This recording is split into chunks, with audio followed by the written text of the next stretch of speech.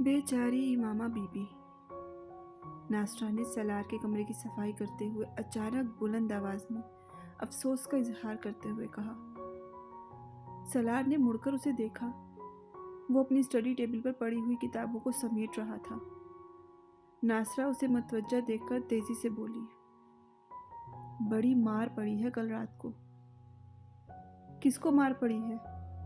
सलार ने किताबें एक तरफ रखते हुए कहा। इमामा बीबी को जी, और किसको? वो किताबें एक तरफ करते करते रुक गया और नासरा को देखने लगा, जो कमरे में मौजूद एक शेल्फ की झाड़ पोंछ कर रही थी। हाशिम मुबीन ने कल बहुत मारा है उसे। वाकई? हाँ जी, बहुत ज्यादा पिटाई की है, मेरी बेटी बता रही थी। Very nice. सलार ने बेइख्तियार तबसरा किया। जी, आप क्या कह रहे हैं? उसके होंठों पर मौजूद मुस्कुराहट नासरा को बड़ी अजीब लगी। उसे तवक्को नहीं थी कि वो इस खबर पर मुस्कुराएगा। उसके ज़ाती क़ियाफ़ों और अंदाज़ों के मुताबिक इन दोनों के दरमियान जैसे ताल्लुकात थे, उस पर सलार को बहुत ज़्यादा अफसुर्दा होना चाहिए था। मगर यहाँ तो सूरत हाल बिल्कुल बरअक्स थी। बेचारी इमामा बीबी को पता चल जाए कि सलार साहब इस खबर पर मुस्कुरा रहे थे तो वो तो सदमे से ही मर जाए। नासरा ने दिल ही दिल में सोचा। किस बात पर मारा है जी? सुना है वो असद साहब से शादी पर तैयार नहीं है, किसी और लड़के से शादी करना चाहती हैं। नासरा ने लड़के पर जोर देते हुए मायनी खेज अंदाज में सलार को देखा। बस इस बात पर? सलार ने लापरवाही से कहा। ये कोई छोटी बात थोड़ी है जी, इनके पूरे घर में तूफान मचा हुआ है। शादी की तारीख तय हो चुकी है, कार्ड आ चुके हैं, और अब इमामा बीबी बजिद हैं कि वो असद से शादी नहीं करेंगी। बस इसी बात पर हाशिम साहब ने उनकी पिटाई की। ये तो कोई बड़ी बात नहीं है कि इस पर किसी को मारा जाए। ये तो आप कह रहे हैं ना, उन लोगों के लिए तो ये बहुत बड़ी बात है। नासरा ने इसी तरह सफाई करते हुए तबसरा किया। मैं तो बड़ी दुखी हूँ जी इमामा बीबी के लिए। बड़ी अच्छी है, अदब लिहाज वाली, और अब देखें क्या कयामत टूट पड़ी है उन पर। हाशिम साहब ने तो घर से निकलने पर पाबंदी लगा दी है। मेरी बेटी रोज उनका कमरा साफ करती है और वो बताती है उनका तो चेहरा ही उतर कर रह गया है। नासरा इस तरह बोल रही थी, शायद वो शऊरी तौर पर यह कोशिश कर रही थी कि सलार उसे अपना और इमामा का हमायती और तरफदार समझते हुए कोई राज कह दे। मगर सलार अहमक नहीं था। इसे नासरा की इस नाम नेहाद हमदर्दी से कोई दिलचस्पी नहीं थी। अगर इमामा की पिटाई हो रही थी और उसे कुछ तकलीफों का सामना करना पड़ रहा था तो उससे उसका क्या ताल्लुक था। मगर उसे इस सूरत हाल पर हंसी जरूर आ रही थी। क्या इस दौर में भी कोई इस उम्र की औलाद पर हाथ उठा सकता है, और वो भी हाशिम मुबीन जैसे अमीर तबके का आदमी? हैरानी की बात थी। सोच की एक ही जद में बहुत से मुतजाद ख्यालात आ रहे थे। नासरा कुछ देर इसी तरह बोलती अपना काम करती रही, मगर फिर जब उसने देखा कि सलार उसकी गुफ्तगू में कोई दिलचस्पी नहीं ले रहा और अपने काम में मसरूफ हो चुका है तो वो कदरे मायूस होकर खामोश हो गई। ये पहले मोहब्बत करने वाले थे जिनका ये रवैया अजीब था। कोई इस तरह बेचैनी और परेशानी तो इन दोनों के दरमियान नजर ही नहीं आ रही थी, एक दूसरे की तकलीफ का भी सुनकर। शायद इमामा बीबी भी इनके बारे में इसी तरह की कोई बात सुनकर इसी तरह मुस्कुराए, कौन जानता है। नासरा ने शेल्फ पर पड़ी एक तस्वीर उठाकर साफ कर दी। घर छोड़ देने का फैसला उसकी जिंदगी के सबसे मुश्किल और तकलीफदेह फैसलों में से एक था, मगर उसके अलावा उसके पास अब कोई दूसरा रास्ता नहीं था। हाशिम मुबीन अहमद उसे कहाँ ले जाते और फिर किस तरह उसे तलाक दिलवाकर उसकी शादी असद से करते, वो नहीं जानती थी। हकीकत ये थी कि एक बार वो इसे कहीं और ले गए तो फिर उसके पास रिहाई और फरार का कोई रास्ता नहीं बचेगा। वो ये बात अच्छी तरह जानती थी कि वो उसे जान से कभी नहीं मारेंगे, मगर जिंदा रहकर इस तरह की ज़िंदगी गुजारना वो बहुत मुश्किल हो जाता, जैसी ज़िंदगी की वो इस वक्त तवक्को और तसव्वुर कर रही थी। हाशिम मुबीन अहमद के चले जाने के बाद वो बहुत देर तक बैठकर रोती रही। फिर उसने पहली बार अपने हालात पर गौर करना शुरू किया। उसे घर से सुबह होने से पहले पहले निकलना था और निकलकर किसी महफूज जगह पर जाकर पहुंचना था। महफूज जगह? उसके जहन में एक बार फिर जलाल अंसर का ख्याल आया। इस वक्त सिर्फ वही शख्स था जो उसे सही मानों में तहफ़्फ़ुज़ दे सकता था। हो सकता है मुझे अपने सामने देखकर उसका फैसला और हो, या वो अपना फैसला बदल दे, या अपने फैसले पर गौर करने पर मजबूर हो जाए। हो सकता है मुझे सहारा और तहफ़्फ़ुज़ देने पर तैयार हो जाए। उसके वालिदैन को मुझ पर तरस आ जाए। एक उम्मीद उसके दिल में उभरी थी। वो मदद नहीं भी करते तब भी कम से कम मैं आज़ाद तो होंगी, अपनी ज़िंदगी को अपनी मर्ज़ी से गुजार तो सकूंगी। मगर सवाल ये पैदा होता है कि मैं यहाँ से कैसे निकलूंगी और जाऊंगी कहाँ। वो बहुत देर तक परेशानी के आलम में बैठी रही। उसे एक बार फिर सलार का ख्याल आया। अगर मैं किसी तरह इसके घर पहुंच जाऊं तो वो मेरी मदद कर सकता है। इसने सलार के मोबाइल पर उसका नंबर मिलाया। मोबाइल ऑफ था। कई बार कॉल की लेकिन उससे राब्ता ना हो सका। इमामा ने मोबाइल बंद कर दिया। इसने एक बैग में अपने चंद जोड़े कपड़े और वो दूसरी चीज़ें रख लें। उसके पास कुछ जेवरात और रकम भी थी। उसने उन्हें भी अपने बैग में रख लिया। फिर जितनी भी कीमती चीज़ें उसके पास थी, जिन्हें वो आसानी से अपने साथ ले जा सकती थी और बाद में बेचकर पैसे हासिल कर सकती थी, वो उन्हें अपने बैग में रखती गई। बैग बंद करने के बाद उसने अपने कपड़े तब्दील किए और फिर 2 नफिल अदा किए। उसका दिल बेहद बोझिल था। बेसुकूनी और इज़्तिराब ने उसके पूरे वजूद को अपनी गिरफ्त में लिया हुआ था। आंसू बहाकर भी उसके दिल का बोझ कम नहीं हुआ था। नवाफिल अदा करने के बाद जितनी आयात और सूरतें उसे ज़ुबानी याद थी, उसने वो सारी पढ़ ली। बैग लेकर अपने कमरे की लाइट बंद करके वो खामोशी से बाहर निकल आई। लाउंज की एक लाइट के अलावा सारी लाइट्स ऑफ थी। वहाँ ज़्यादा रोशनी तो नहीं थी। वो मुख्तात अंदाज में चलते हुए सीढ़ियाँ उतरकर नीचे आ गई। फिर किचन की तरफ चली गई। किचन तारीकी में डूबा हुआ था। वो मुख्तात अंदाज में चीज़ों को टटोलते हुए किचन के उस दरवाजे की तरफ बढ़ गई जो बाहर लॉन में खुलता था। अगबी लॉन के उस हिस्से में कुछ सब्जियां लगाई गई थी और इस घर में किचन का वो दरवाज़ा वाहिद दरवाज़ा था जिसे लॉक नहीं किया जाता था और सिर्फ चटकनी लगा दी जाती थी। दरवाज़ा उस रात भी लॉक नहीं था। वो आहिस्तगी से दरवाज़ा खोलकर बाहर निकल आई। कुछ फासले पर सर्वेंट क्वार्टर्स थे। वो बेहद मुहतात अंदाज में चलते हुए उन्हें अबूर करके अपने और सलार के घर की दरमियानी दीवार तक पहुंच गई। दीवार बहुत ज़्यादा बुलंद नहीं थी। इसने आहिस्तगी से बैग दूसरी तरफ फेंक दिया और फिर कुछ जिद्दोजहद के बाद खुद भी दीवार फैलाने में कामयाब हो गई। गहरी नींद के आलम में सलार ने खटके की आवाज़ सुनी थी। फिर वो आवाज़ दस्तक की आवाज़ में तब्दील हो गई, रुक रुक कर, मगर मुसलसल की जाने वाली दस्तक की आवाज़। वो औंधे मुंह पेट के बल सो रहा था कि दस्तक की उस आवाज़ ने उसकी नींद तोड़ दी। वो उठकर बैठ गया और बेड पे बैठे बैठे उसने तारीकी में अपने चारों तरफ देखने की कोशिश की।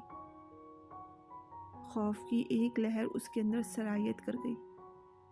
वो आवाज़ खिड़कियों की तरफ से आ रही थी, यूँ जैसे कोई इन खिड़कियों को बजा रहा था मगर बहुत आहिस्ता आहिस्ता, या फिर शायद कोई लॉन खिड़कियों को टटोलते हुए खोलने की कोशिश कर रहा था। सलार के जहन में पहला ख्याल किसी चोर का आया। वो स्लाइडिंग विंडोज़ थी और बदकिस्मती से वहाँ कोई ग्रिल नहीं थी। उसकी ज़रूरत इसलिए महसूस नहीं की गई क्योंकि वो इम्पोर्टेड ग्लास की बनी हुई थी, जिन्हें आसानी से तोड़ा या काटा नहीं जा सकता था। वो उन्हें सिर्फ अंदर से खोला जा सकता था।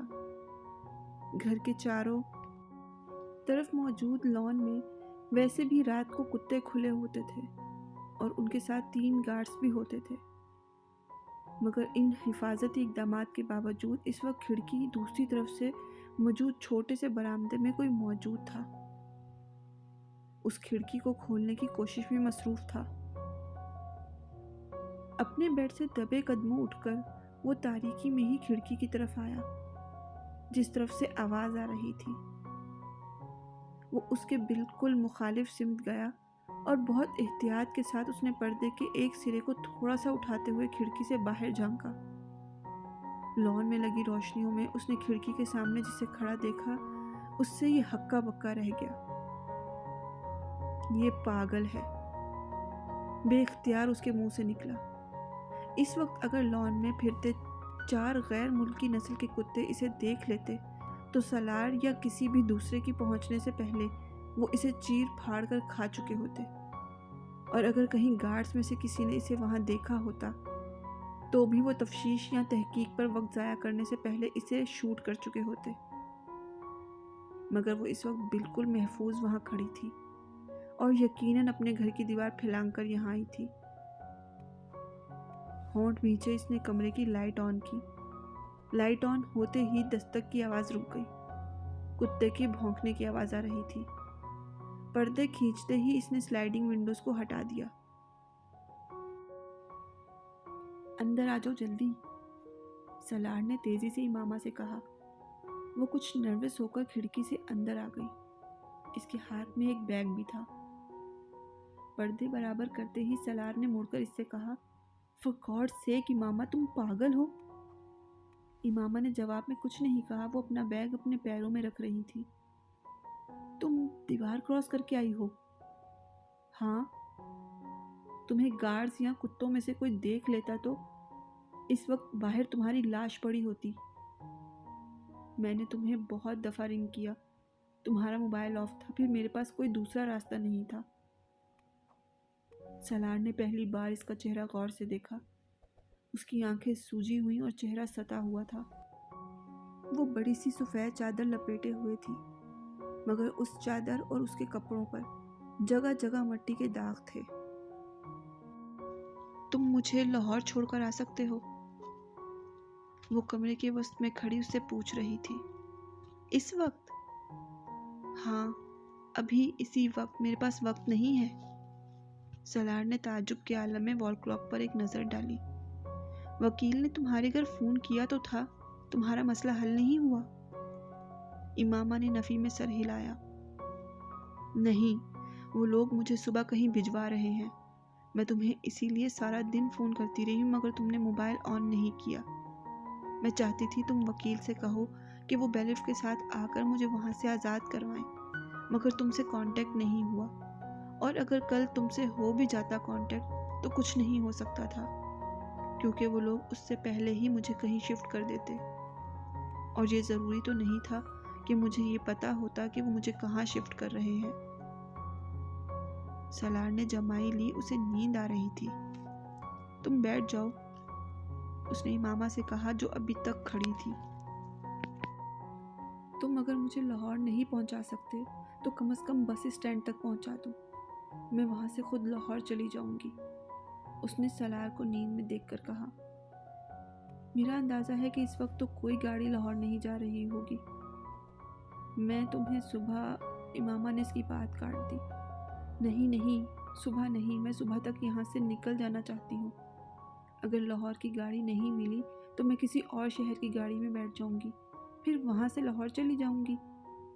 तुम बैठो तो सही, सलार ने इसे एक बार फिर कहा। लाहौर तुम कहाँ जाओगी? जलाल के पास, मगर वो तो तुमसे शादी से इनकार कर चुका है। मैं फिर भी उसके पास जाऊंगी, उसे मुझसे मोहब्बत है। वो मुझको इस तरह बेयारो मददगार नहीं छोड़ सकता।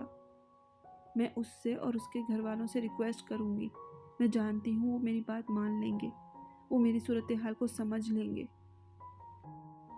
मगर तुम तो मुझसे शादी कर चुकी हो। इमामा चौंक कर सलार का चेहरा देखने लगी। पेपर मैरिज है वो। मैंने तुम्हें बताया था कि मैं मजबूरन निकाह कर रही हूँ, शादी तो नहीं है ये। वो उसे पलके झपकाए बगैर गहरी नजरों से देखता रहा। तुम जानती हो, मैं आज लाहौर गया था, जलाल के पास। इमामा के चेहरे पर एक रंग आकर गुजर गया। तुमने उसे मेरी परेशानी और सूरत हाल के बारे में बताया? नहीं। क्यों? जलाल ने शादी कर ली है। सलार ने लापरवाही से कंधे झटकते हुए कहा। और वो तो सांस लेना ही भूल गई। पलके झपकाए बगैर वो किसी बुत की तरह उसे देखने लगी। 3 दिन हो गए हैं उसकी शादी को। कल परसों तक वो सैरो तफरी के लिए नॉर्दर्न एरियाज की तरफ चला जाएगा। उसने मेरी कोई बात सुनने से पहले ही मुझे ये सब कुछ बताना शुरू कर दिया। शायद वो चाहता था कि मैं अब तुम्हारे बारे में बात ना करूं। उसकी बीवी भी डॉक्टर है। सलार बात करते करते रुक गया। मेरा ख्याल है कि उसके घर वालों ने तुम्हारे मसले की वजह से ही उसकी इस तरह अचानक शादी की है। वो ये के बाद दिगरे झूठ पर झूठ बोलता जा रहा था। मुझे यकीन नहीं आ रहा। हाँ, मुझे भी यकीन नहीं आ रहा था, और मुझे तवक्का थी कि तुम्हें भी यकीन नहीं आएगा। मगर ये सच है, तुम फोन करके उससे बात कर सकती हो इस बारे में। इमामा को लगा वो पहली बार सही मानों में घुप अंधेरे में आ खड़ी हुई है। रोशनी की वो किरण जिसके ताक़ुब में वो इतना अरसा चलती आई थी, एकदम गुल हो गई है। रास्ता तो एक तरफ वो अपने वजूद को भी नहीं देख पा रही। अब तुम खुद सोच लो कि लाहौर जाकर तुम क्या करोगी। वो तो अब तुमसे शादी कर सकता है ना, घर वाले तुम्हें पनाह दे सकते हैं। बेहतर है तुम वापस चली जाओ।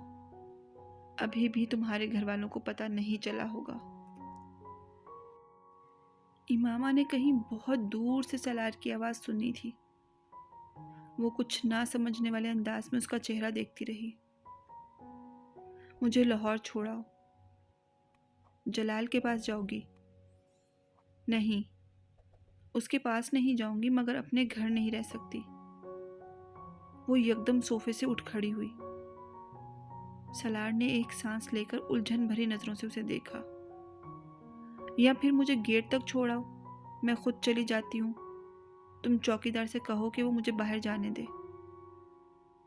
तुम्हें अंदाजा है कि यहाँ से बस स्टैंड कितनी दूर है? इतनी धुंध और सर्दी में तुम पैदल वहां तक कैसे जा सकोगी? जब और कुछ नहीं रहा मेरे पास, तो धुंध और सर्दी मुझसे क्या लेगी? सलार ने इसे गीली आंखों के साथ मुस्कुराते हुए कहा। वो अपने हाथ की पुश्त से अपनी आंखों को रगड़कर साफ कर रही थी। सलार उसके साथ कहीं जाने का कोई इरादा नहीं रखता था।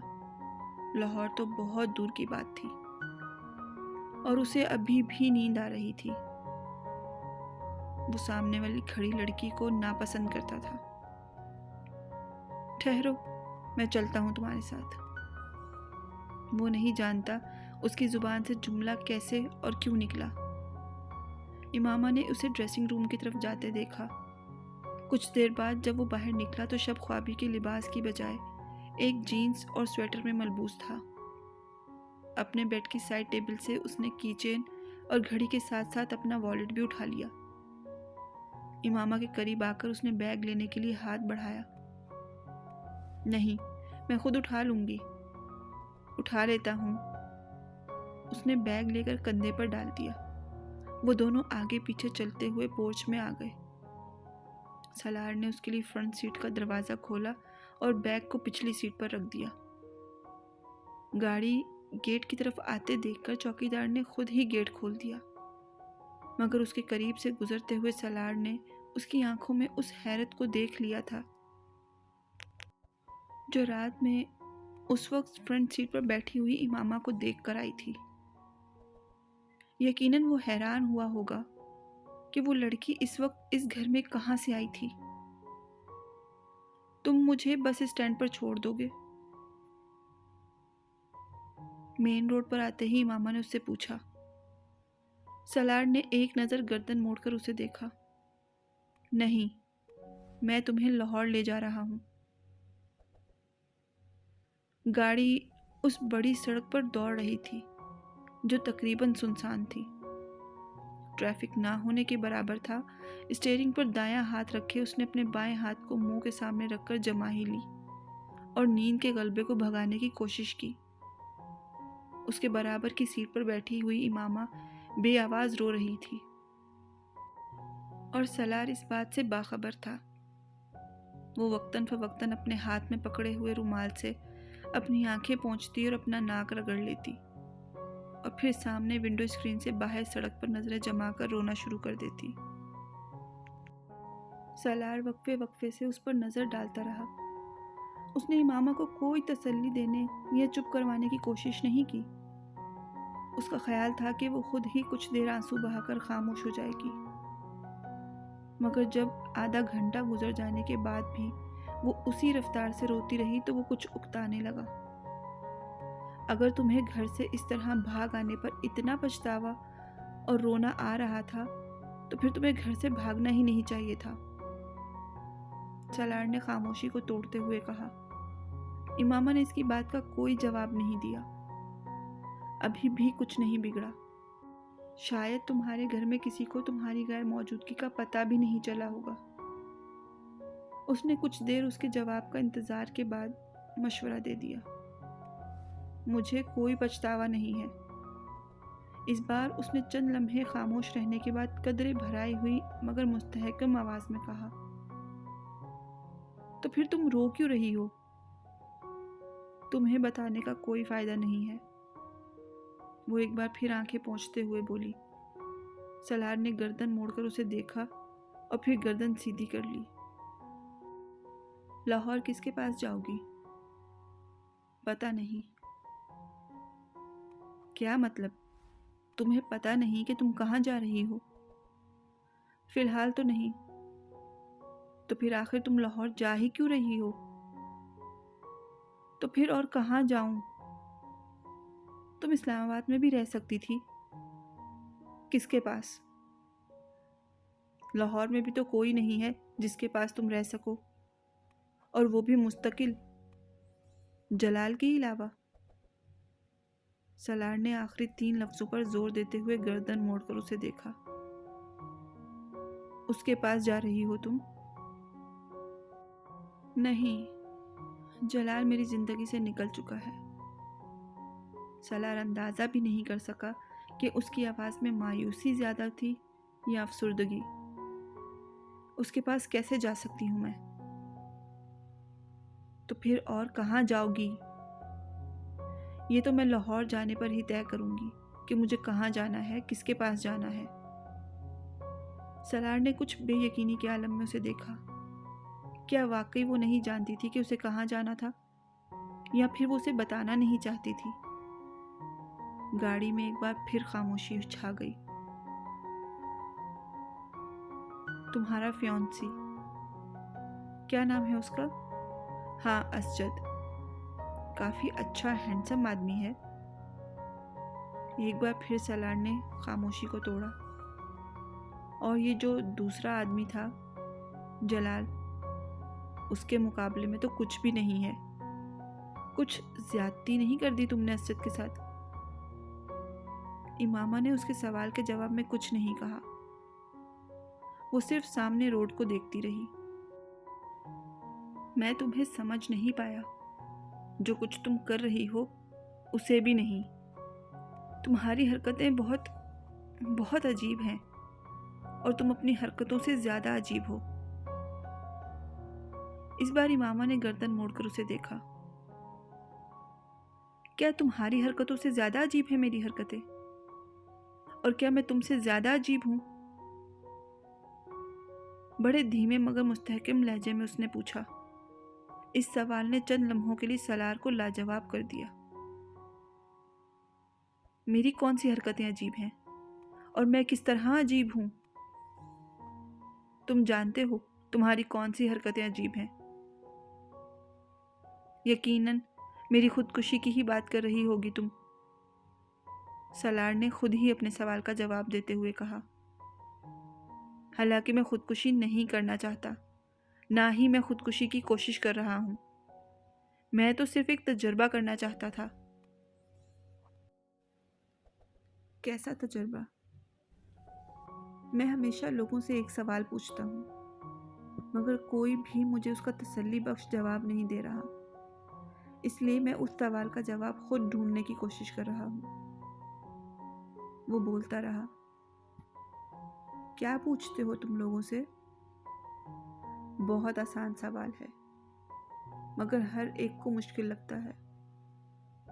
What is next to ecstasy؟ اس نے گردن موڑ کر امامہ سے پوچھا۔ وہ کچھ دیر اسے دیکھتی رہی، پھر اس نے مدھم آواز میں کہا، pain. And what is next to pain؟ Salar نے بلا توقف ایک اور سوال کیا۔ Nothingness۔ What is next to nothingness؟ سالار نے اسی انداز میں ایک اور سوال کیا۔ Hell۔ امامہ نے اس کے سوال کا جواب دیا۔ And what is next to hell؟ اس بار امامہ خاموشی سے اس کا چہرہ دیکھتی رہی۔ What is next to hell؟ سالار نے پھر اپنا سوال دہرایا۔ تمہیں خوف نہیں آتا؟ کس چیز سے؟ ہیل سے، اس جگہ سے جس کے آگے اور کچھ بھی نہیں ہوتا، سب کچھ اس کے پیچھے ہی رہ جاتا ہے، معتوب اور مغضوب۔ اس کے ہو جانے کے بعد باقی بچتا کیا ہے جسے جاننے کا تمہیں تجسس ہے؟ امامہ نے قدرے افسوس سے کہا۔ میں تمہاری بات سمجھ نہیں سکا، سب کچھ میرے سر کے اوپر سے گزر گیا ہے، سالار نے جیسے اعلان کرنے والے انداز میں کہا۔ فکر مت کرو، آ جائے گی، ایک وقت آئے گا جب تمہیں ہر چیز کی سمجھ آ جائے گی، پھر تمہاری ہنسی ختم ہو جائے گی، تب تمہیں خوف آنے لگے گا، موت سے بھی اور دوزخ سے بھی۔ اللہ تمہیں سب کچھ دکھاتا رہے گا، پھر تم کسی سے یہ کبھی نہیں پوچھا کرو گے What is next to ecstasy؟ یہ تمہاری پیشگوئی ہے؟ نہیں۔ تجربہ؟ ہاں، یہ تمہارا تجربہ ہی ہو سکتا ہے کہ تو تم نے جو خودکشی کی ہے، میرا مطلب ہے کرنے کی کوشش کی ہے، میں نے اپنے طریقے سے یہ کوشش کی تھی، تم نے اپنے طریقے سے کی ہے۔ سالار نے سرد مہری سے کہا۔ امامہ کی آنکھوں میں ایک بار پھر آنسو آ گئے۔ گردن موڑ کر اس نے سالار کو دیکھا۔ میں نے کوئی خودکشی نہیں کی ہے۔ کسی لڑکے کے لیے گھر سے بھاگنا ایک لڑکی کے لیے خودکشی ہی ہو جاتی ہے، وہ بھی اس صورت میں جب وہ لڑکا شادی پر تیار ہی نہ ہو۔ دیکھو، میں خود ایک لڑکا ہوں، بہت براڈ مائنڈڈ اور لبرل بھی ہوں، میں بالکل برا نہیں سمجھتا اگر ایک لڑکی گھر سے بھاگ کر کسی لڑکے کے ساتھ کورٹ میرج یا شادی کر لے، مگر وہ لڑکا اس کا ساتھ تو دے۔ ایک ایسے لڑکے کے لیے گھر سے بھاگ جانا جو شادی کر چکا ہو، میری سمجھ میں نہیں آتا، اور پھر تمہاری عمر میں بھاگنا بالکل حماقت ہے۔ میں کسی لڑکے کے لیے نہیں بھاگی ہوں۔ جلال انصر، سالار نے اس کی بات کاٹ کر اسے یاد دلایا، میں اس کے لیے نہیں بھاگی ہوں، وہ بے اختیار بلند آواز میں چلائی۔ سالار کا پاؤں بے اختیار بریک پر پڑا اور اس نے حیرانی سے امامہ کو دیکھا۔ تم مجھ پر کیوں چلا رہی ہو؟ مجھ پر چلانے کی ضرورت نہیں ہے۔ یہ جو تمہاری مذہب والی تھیوری یا فلسفی یا پوائنٹ آف ویو جو بھی ہے، I don't get it۔ کیا فرق پڑتا ہے اگر کسی کو پیغمبر کو ماننا شروع ہو گیا؟ زندگی ان فضول بحثوں سے کے علاوہ بھی کچھ ہے؟ مذہب، عقیدے یا فرقے میں لڑنا؟ واٹ ربش! امامہ نے گردن موڑ کر ناراضگی کے عالم میں اسے دیکھا۔ جو چیزیں تمہارے لیے فضول ہیں ضروری نہیں وہ ہر ایک کے لیے فضول ہوں۔ میں اپنے مذہب پر قائم رہنا نہیں چاہتی اور نہ ہی اس مذہب کے کسی شخص سے شادی کرنا چاہتی ہوں، تو یہ میرا حق ہے کہ میں ایسا کروں۔ میں تم سے ایسی چیزوں کے بارے میں بحث نہیں کرنا چاہتی جسے تم نہیں سمجھتے، اس لیے تم ان معاملات کے بارے میں اس طرح کے تبصرے مت کرو۔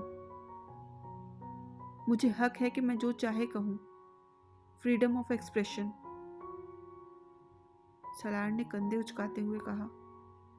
امامہ نے جواب دینے کی بجائے خاموشی اختیار کی اور وہ کھڑکی سے باہر دیکھنے لگی۔ سالار بھی خاموشی سے گاڑی ڈرائیو کرنے لگا۔ یہ جلال انصر، میں اس کی بات کر رہا تھا۔ وہ کچھ دیر کی خاموشی کے بعد ایک بار پھر اپنے ہی موضوع پر آ گیا۔ اس میں کیا خاص بات ہے؟ اس نے گردن موڑ کر امامہ کو دیکھا۔ وہ اب ونڈو اسکرین سے باہر روڈ کو دیکھ رہی تھی۔ جلال انصر اور تمہارا کوئی جوڑ نہیں ہے۔ وہ بالکل بھی ہینڈسم نہیں ہے۔ تم ایک خوبصورت لڑکی ہو، میں حیران ہوں تم اس میں کیسے دلچسپی لینے لگی۔ کیا وہ بہت زیادہ انٹیلیجنٹ ہے؟ امامہ نے حیرانی سے اسے دیکھا۔ انٹیلیجنٹ؟ کیا مطلب؟ دیکھو یار، کسی کی شکل اچھی لگتی ہے، میں نہیں سمجھتا تھا تمہیں جلال کی شکل اچھی لگی ہوگی، یا پھر کسی فیملی بیک گراؤنڈ، پیسہ وغیرہ کسی میں دلچسپی کا باعث بنتا ہے۔ اب جلال کا فیملی بیک گراؤنڈ یا مالی حالت کے بارے میں بھی نہیں جانتا، مگر خود تمہارا فیملی بیک گراؤنڈ جتنا ساؤنڈڈ ہے، یہ بھی تمہارے لیے اس میں دلچسپی کا باعث نہیں بن رہا۔ تو کیا وہ بہت انٹیلیجنٹ ہے؟ کیا بہت آؤٹ اسٹینڈنگ ہے اور بریلینٹ ہے؟ نہیں،